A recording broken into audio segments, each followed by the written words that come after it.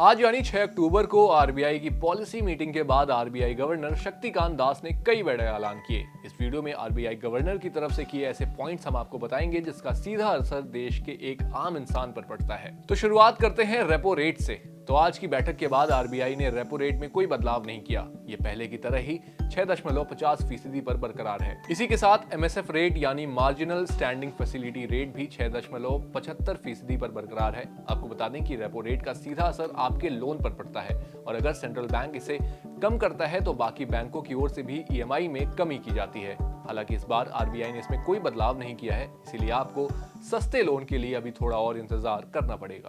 वहीं RBI governor का दूसरा बड़ा ऐलान रहा देश की जीडीपी ग्रोथ को लेकर। गवर्नर ने कहा कि FY24 में देश की जीडीपी 6.5% की रेट से बढ़ सकती है। वहीं FY24 की दूसरी तिमाही के लिए जीडीपी ग्रोथ का अनुमान 6.5% ही रखा गया।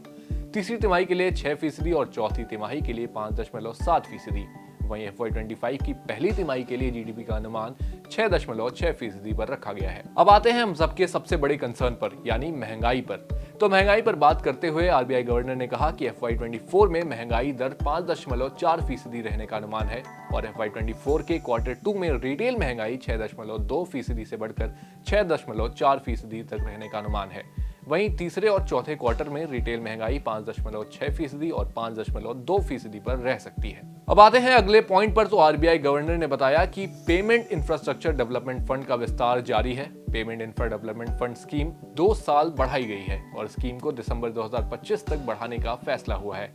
साथ ही अब पीआईडीएफ यानी कि पेमेंट इंफ्रास्ट्रक्चर डेवलपमेंट फंड में पीएम विश्वकर्मा योजना भी शामिल की गई है। इसके साथ ही गवर्नर ने बैंकिंग सिस्टम पर बात करते हुए कहा कि बैंकिंग सिस्टम में मजबूती कायम है। बैंकों की फाइनेंशियल स्टेबिलिटी को बनाए रखने की जरूरत है। साथ ही उन्होंने कहा कि बैंक और एनबीएफसीज इंटरनल निगरानी का सिस्टम मजबूत करें।